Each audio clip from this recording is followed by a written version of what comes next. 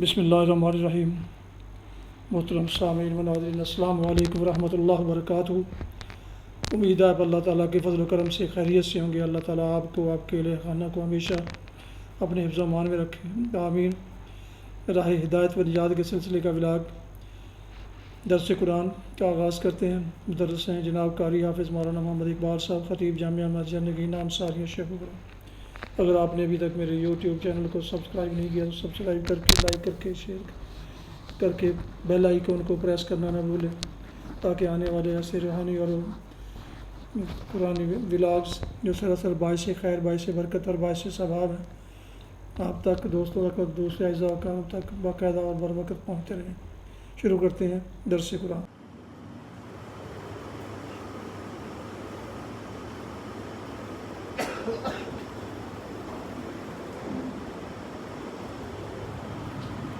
الحمدللہ وکفی والصلاۃ والسلام علی من لا نبی بعد، اما بعد فاعوذ باللہ من الشیطان الرجیم، بسم اللہ الرحمن الرحیم۔ قل ارأیتم ان کان من عند اللہ وکفرتم بہ وشہد شاہد من بنی اسرائیل علی مثلہ فآمن واستکبرتم ان اللہ لا یہدی القوم الظالمین۔ صدق اللہ العظیم۔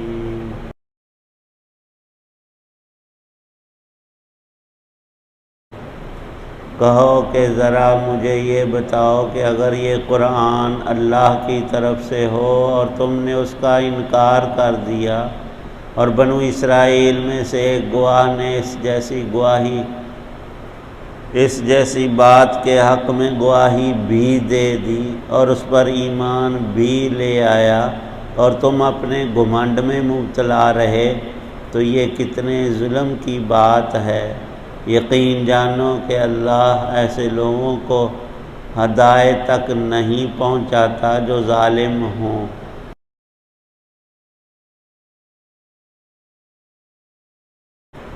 سورہ احقاف کی آیت 10 ہے۔ اللہ تعالی شانہ نے نبوت اور رسالت کے اس بات کے لیے بہت سے دلائل ارشاد فرمائے، اور تکمیل نبوت پر حضرت رسول پاک صلی اللہ تعالی علیہ وسلم کے معجزات اور دیگر آیات اور قرآنی آیات کے علاوہ حق تعالی شانہ نے حضرت محمد الرسول اللہ صلی اللہ تعالی علیہ وسلم کی نبوت کی وہ بڑی نشانیاں اور اعظم علامات جن سے ہر کوئی پہچان سکے، پہلی آسمانی کتابوں تورات شریف، انجیل شریف میں بھی باقاعدہ آپ کے نام اقدس کے ساتھ اور ایسی تفصیل کے ساتھ جیسے پوری طرح واضح ہو جائے کہ اللہ کے یہ آخری نبی اور رسول ہیں۔ مکہ اور عرب کے اکثر عربی لوگ حضور نبی پاک صلی اللہ تعالی علیہ وسلم کی بعثت کے وقت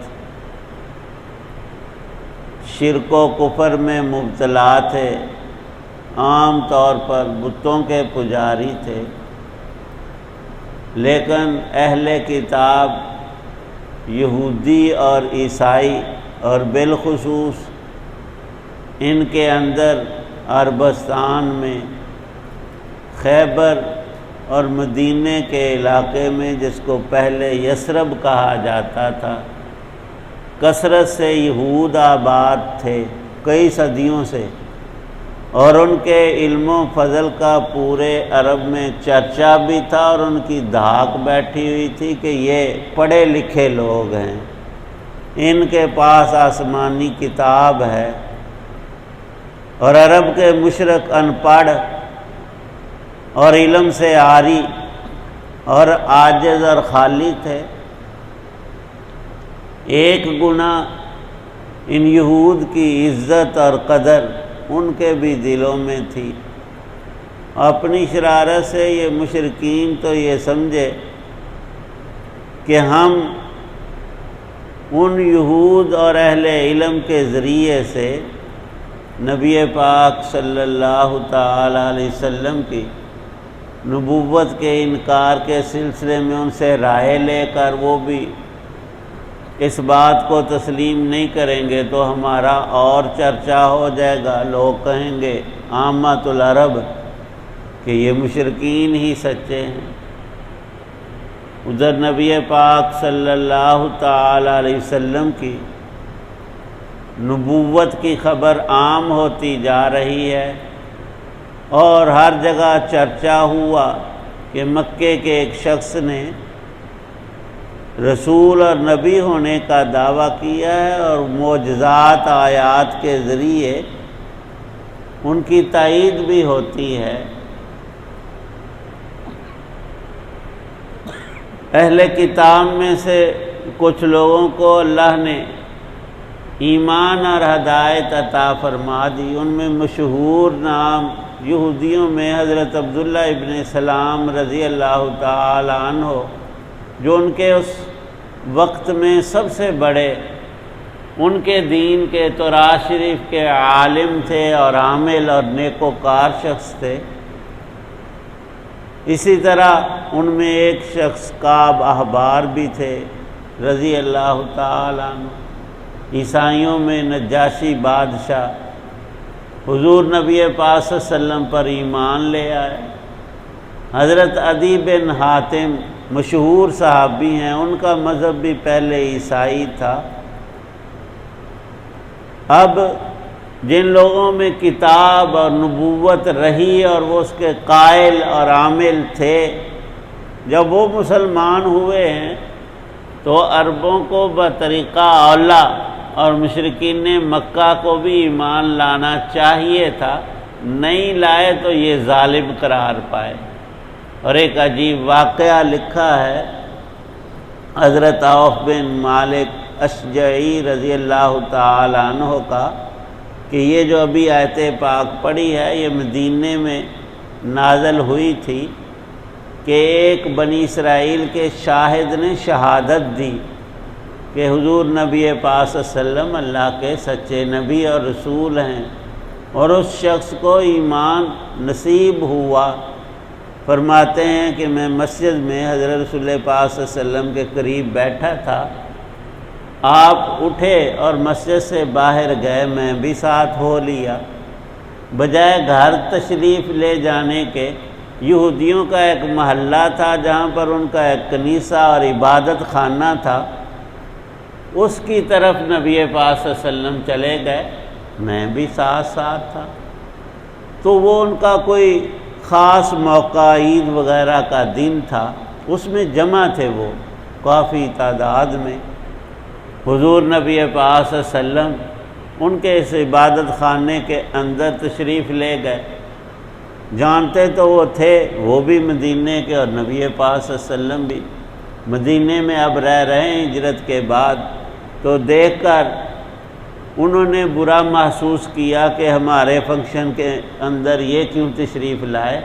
نبی پاک صلی اللہ علیہ وسلم نے ارشاد فرمایا ان کے درمیان میں کھڑے ہو کر کہ اے یہودیو، مجھے وہ 12 شخص دکھاؤ کہ جو دل سے اقرار کرتے ہیں کہ لا الہ الا اللہ محمد الرسول اللہ، اور اگر تم وہ بندے الگ کر دو اور وہ ایک طرف ہو جائیں اور ان پاک لفظوں کو پڑھ دیں تو اثر یہ ہوگا کہ اس وقت زمین کے اوپر جتنے یہودی ہیں وہ اللہ کے مغضوب تھے محبوب بن جائیں گے، سب کی بخشش کا ذریعہ ہو جائیں گے۔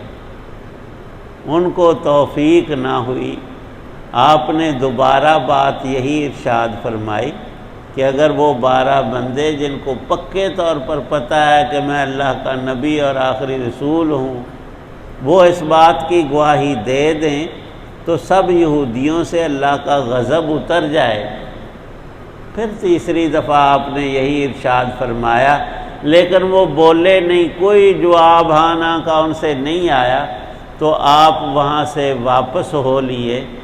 فرماتے ہیں اشجعی رضی اللہ عنہ میں بھی ساتھ واپس ہوا۔ ابھی ہم اس حال سے باہر نکلے نہیں تھے کہ ایک آدمی دوڑتا ہوا پیچھے سے یہودیوں کا آیا اور کہنے لگا ہے محمد صلی اللہ علیہ وسلم آپ ذرا ٹھہر جائیں، تھوڑی دیر ٹھہر جائیں۔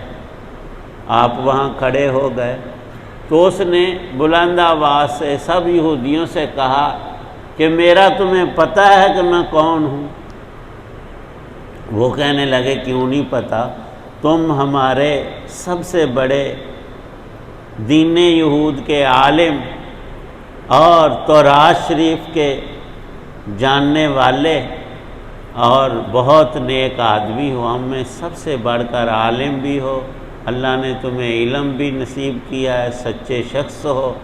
صرف اتنا نہیں، تیرا باپ بھی اسی درجے کا تھا، وہ بھی بڑا نیک آدمی اور عالم تورات کا، اور اسے بھی اللہ نے بڑی خوبیاں عطا کی تھی، اور یہاں نہیں بلکہ تیرا دادا بھی ایسا تھا۔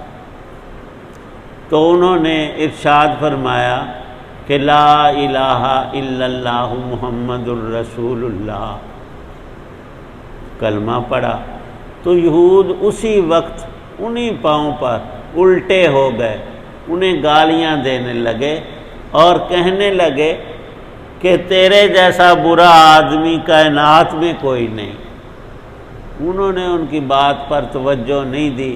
نبی پاک صلی اللہ علیہ وسلم اور حضرت اشجعی رضی اللہ تعالی عنہ اور حضرت عبداللہ ابن سلام رضی اللہ تعالی عنہ تینوں اس عبادت خانے سے باہر تشریف لے آئے، اور یہودیوں کے وہ شخص ہیں جن کا اس آیت پاک میں ذکر آیا ہے کہ شاہد من بنی اسرائیل علی مثلہ، جن کو اللہ نے توفیق بخشی پہلی کتابوں کے جاننے والے، وہ اپنے علم میں، اس وحی کے علم میں نبی پاک صلی اللہ علیہ وسلم کی علامات سے کھلے طور پر یقیناً پہچان گئے کہ یہ اللہ کے سچے نبی ہیں۔ ان کے بارے میں اور بھی اس طرح کے واقعات مشہور ہیں۔ بہرحال سچائی کو اگر ماننا ہو، دلیلیں بہت سی اللہ کی طرف سے بندے کے پاس آتی ہیں، مان لے تو اس کا بیڑا پار ہوتا ہے۔ ضد میں، عناد میں، گھمنڈ میں پڑنے والوں کا بیڑا ہمیشہ غرق ہوا ہے۔ حق تعالی شان ہو ایمان و ایقان کے ساتھ عمل صالح کی توفیق۔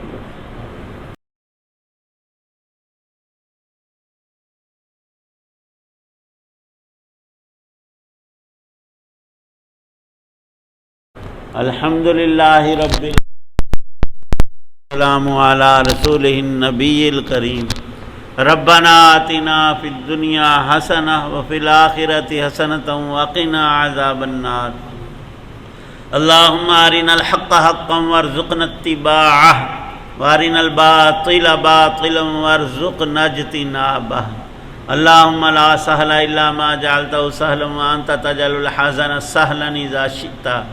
اللہم اجعل القرآن ربیع قلوبنا ونور صدورنا۔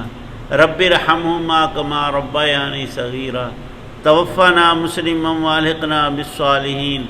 صلی اللہ تعالی علی خیر خلقہ محمد وعلی آلہ واصحابہ واہل بیتہ اجمعین، آمین۔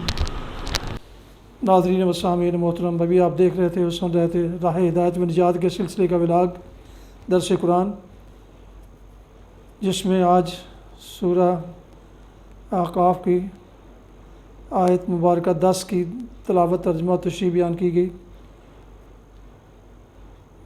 ختم کرنے سے پہلے اس دفعہ فکر گزارش ہے کہ اگر آپ نے ابھی تک میرے یوٹیوب چینل کو سبسکرائب نہیں کیا تو سبسکرائب کر لیں، لائک کر کے، شیئر کر کے بیل آئیکن کو ضرور پریس کریں، اور اس طرح آنے والے ایسے روحانی اور قرآنی ولاگ جو سراسر باعث خیر، باعث برکت اور باعث ثواب ہیں، وہ آپ تک اور دوستوں تک باقاعدہ پہنچتے رہیں گے۔ اللہ تعالیٰ آپ کا حامی و ناصر ہو۔ اللہ تعالیٰ آپ کو، آپ کے اہل خانہ کو ہمیشہ اپنے حفظ و امان میں رکھے، خوش رکھے، شاد باد رکھے، آمین۔ اپنا بہت خیال رکھیے گا، اپنی دعاؤں میں پاک وطن، والدین، آباء و اجداد، اعزاء اقارب کے علاوہ اس ناچیز کو بھی ان میں شامل فرما لیں، تو انتہائی شکر گزار ہوں گا۔ اسی پر آج کا یہ ولاگ ختم کرتے ہیں۔ السلام علیکم ورحمۃ اللہ وبرکاتہ۔ پاکستان زندہ باد۔ اللہ حافظ۔